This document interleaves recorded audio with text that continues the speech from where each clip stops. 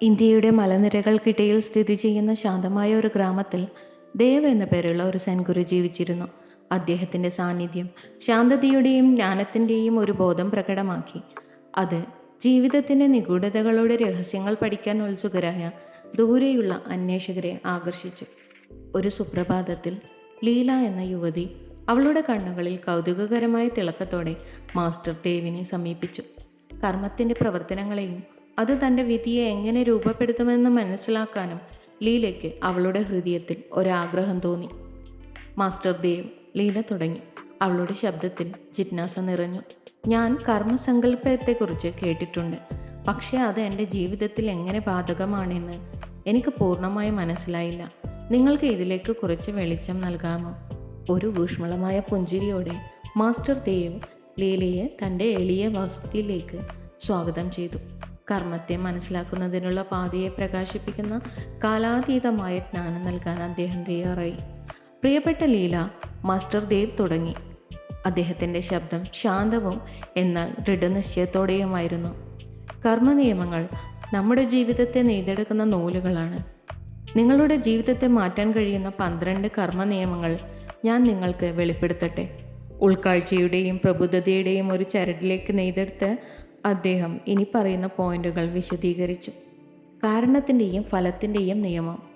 നമ്മൾ ചെയ്യുന്ന ഓരോ പ്രവൃത്തിക്കും അനുകൂലമായാലും പ്രതികൂലമായാലും അതിൻ്റെ അനന്തര ഫലങ്ങളുണ്ടെന്ന് മാസ്റ്റർ ദേവ് വിശദീകരിച്ചു. നിങ്ങൾ വിതയ്ക്കുന്നത് പോലെ കൊയ്യും, അദ്ദേഹം പറഞ്ഞു. ഈ നിയമം മനസ്സിലാക്കുന്നതിലൂടെ നിങ്ങളുടെ പ്രവർത്തനങ്ങളെക്കുറിച്ചും നിങ്ങളുടെ ജീവിതത്തിലും മറ്റുള്ളവരുടെ ജീവിതത്തിലും അവ ചെലുത്തുന്ന സ്വാധീനങ്ങളെക്കുറിച്ചും നിങ്ങൾക്ക് കൂടുതൽ ബോധവാന്മാരാകാൻ കഴിയും. സൃഷ്ടിയുടെ നിയമം. നമ്മുടെ സ്വന്തം യാഥാർത്ഥ്യത്തിൻ്റെ സ്രഷ്ടാക്കൾ ഞങ്ങൾ തന്നെയാണ്, മാസ്റ്റർ ദേവ് പ്രഖ്യാപിച്ചു. നമ്മുടെ ചിന്തകൾക്കും വാക്കുകൾക്കും പ്രവൃത്തികൾക്കും നമ്മുടെ അനുഭവങ്ങളെ രൂപപ്പെടുത്താനും നമ്മുടെ ആഗ്രഹങ്ങൾ പ്രകടിപ്പിക്കാനുള്ള ശക്തിയുണ്ടെന്ന് അദ്ദേഹം വിശദീകരിച്ചു. ഉദ്ദേശ്യത്തിൻ്റെയും ദൃശ്യവൽക്കരണത്തിൻ്റെയും ശക്തി പ്രയോജനപ്പെടുത്തുന്നതിലൂടെ നിങ്ങൾ യഥാർത്ഥത്തിൽ ആഗ്രഹിക്കുന്ന ജീവിതം സൃഷ്ടിക്കാൻ കഴിയും. എളിമയുടെ നിയമം. ആത്മീയ വളർച്ചയ്ക്കും പരിണാമത്തിനും താക്കോൽ വിനയമാണെന്ന് മാസ്റ്റർ ദേവ് നിരീക്ഷിച്ചു.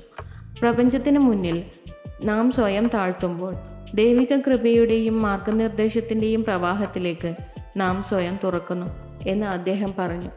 വളർച്ചയുടെ നിയമം. ജീവിതം വളർച്ചയുടെയും പരിണാമത്തിൻ്റെയും ഒരു യാത്രയാണ്, മാസ്റ്റർ ദേവ് പ്രസ്താവിച്ചു. വെല്ലുവിളികളും പ്രതിബന്ധങ്ങളും പഠനത്തിനും വിപുലീകരണത്തിനുമുള്ള അവസരങ്ങളാണെന്ന് അദ്ദേഹം വിശദീകരിച്ചു. വളർച്ചയ്ക്കുള്ള അവസരമായി ഓരോ അനുഭവവും സ്വീകരിക്കുക. നിങ്ങളുടെ ഏറ്റവും മികച്ച പതിപ്പായി നിങ്ങൾ പരിണമിക്കും. ഉത്തരവാദിത്ത നിയമം. നമ്മുടെ പ്രവൃത്തികൾക്കും അവയുടെ അനന്തരഫലങ്ങൾക്കും ഉത്തരവാദിത്തം ഏറ്റെടുക്കേണ്ടതിൻ്റെ പ്രാധാന്യം മാസ്റ്റർ ദേവ് ഊന്നിപ്പറഞ്ഞു. നമ്മുടെ വിധിയുടെ ശില്പികളാണ് ഞങ്ങൾ, അദ്ദേഹം പറഞ്ഞു. ഞങ്ങളുടെ തിരഞ്ഞെടുപ്പുകളുടെ ഉടമസ്ഥാവകാശം ഏറ്റെടുക്കുന്നതിലൂടെ ഞങ്ങൾ ആഗ്രഹിക്കുന്ന ജീവിതം സൃഷ്ടിക്കാൻ സ്വയം പ്രാപ്തരാക്കുന്നു. കണക്ഷൻ നിയമം. നമ്മൾ എല്ലാവരും പരസ്പരം ബന്ധപ്പെട്ടിരിക്കുന്നു, മാസ്റ്റർ ദേവ് നിരീക്ഷിച്ചു. ഓരോ ചിന്തയും വാക്കും പ്രവൃത്തിയും ലോകത്തിലേക്ക് അലയടിക്കുന്നു, കൂട്ടായ ബോധത്തെ ബാധിക്കുന്നു എന്ന് അദ്ദേഹം വിശദീകരിച്ചു. നമ്മുടെ പരസ്പര ബന്ധം തിരിച്ചറിയുന്നതിലൂടെ നമുക്ക് എല്ലാ ജീവികളോടും അനുകമ്പയും സഹാനുഭൂതിയും വളർത്തിയെടുക്കാൻ കഴിയും. ഫോക്കസിൻ്റെ നിയമം. ശ്രദ്ധ എവിടെ പോകുന്നു, ഊർജം അവിടെ ഒഴുകുന്നു, മാസ്റ്റർ ദേവ് പ്രഖ്യാപിച്ചു.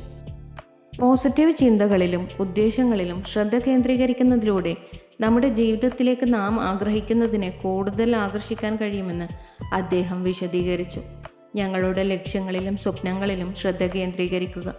അവ നിങ്ങളുടെ കണ്ണുകൾക്ക് മുന്നിൽ പ്രകടമാകുന്നത് കാണുക. കൊടുക്കൽ സ്വീകരിക്കൽ നിയമം. പ്രപഞ്ചം വിനിമയ തത്വത്തിലാണ് പ്രവർത്തിക്കുന്നതെന്ന് മാസ്റ്റർ ദേവ് അഭിപ്രായപ്പെട്ടു. ഞങ്ങൾ സ്വതന്ത്രമായും ഉദാരമായും നൽകുമ്പോൾ പ്രതിഫലമായി സമൃദ്ധി ലഭിക്കാനുള്ള ഇടം ഞങ്ങൾ സൃഷ്ടിക്കുന്നു, അദ്ദേഹം പറഞ്ഞു.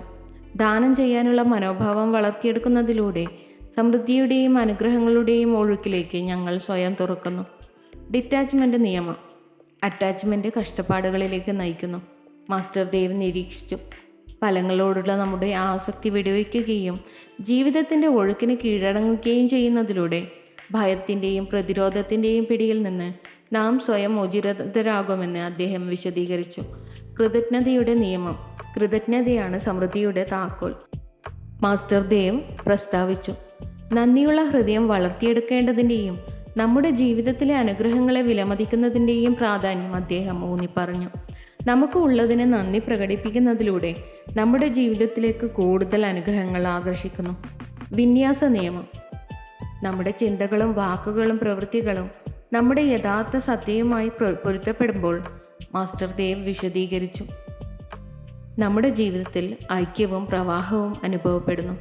ലീലയുടെ പരമോന്നത സത്യവുമായി സ്വയം അണിചേരാനും അവളുടെ മൂല്യങ്ങൾക്കും അഭിലാഷങ്ങൾക്കും അനുസൃതമായി ജീവിക്കാനും അദ്ദേഹം ലീലയെ പ്രോത്സാഹിപ്പിച്ചു. ക്ഷമയുടെയും സമയത്തിൻ്റെയും നിയമം. എല്ലാം ദൈവികമായ സമയക്രമത്തിലാണ് വികസിക്കുന്നതെന്ന് മാസ്റ്റർ ദേവ് ലീലയെ ഓർമ്മിപ്പിച്ചു. പ്രപഞ്ചത്തിൻ്റെ പെർഫെക്റ്റ് ടൈമിങ്ങിൽ വിശ്വസിക്കുക. അദ്ദേഹം പറഞ്ഞു, എല്ലാം നടക്കേണ്ടതുപോലെ വികസിക്കുന്നുവെന്ന് ക്ഷമയും വിശ്വാസവും ഉണ്ടായിരിക്കുക. നിങ്ങളുടെ ഏറ്റവും ഉയർന്ന നന്മയിലേക്ക് നിങ്ങളെ അത് നയിക്കും. മാസ്റ്റർ ദേവ് തൻ്റെ പഠിപ്പിക്കലുകൾ അവസാനിപ്പിക്കുമ്പോൾ ലീലയ്ക്ക് വ്യക്തതയും ശാക്തീകരണവും തോന്നി. പുതുക്കിയ നിശ്ചയദാർഢ്യത്തോടെ തൻ്റെ ജീവിതത്തിൽ കർമ്മത്തിൻ്റെ 12 നിയമങ്ങൾ ഉൾക്കൊള്ളുമെന്നും അവളുടെ പരമോന്നത സത്യവുമായി യോജിച്ച് ജീവിക്കുമെന്നും അവൾ പ്രതിജ്ഞയെടുത്തു. അതിനാൽ മാസ്റ്റർ ദേവിൻ്റെ ജ്ഞാനപൂർവകമായ മാർഗനിർദ്ദേശത്തിൽ ലീല സ്വയം കണ്ടെത്തലിൻ്റെയും ആത്മീയ വളർച്ചയുടെയും ഒരു യാത്ര ആരംഭിച്ചു. കർമ്മനിയമങ്ങൾ മനസ്സിലാക്കുകയും ആശ്ലേഷിക്കുകയും ചെയ്യുന്നതിലൂടെ അർത്ഥവും ലക്ഷ്യവും പൂർത്തീകരണവുമുള്ള ഒരു ജീവിതം സൃഷ്ടിക്കാൻ കഴിയുമെന്ന് അവൾ മനസ്സിലാക്കി. If you love to watch this video, you can like, share and subscribe.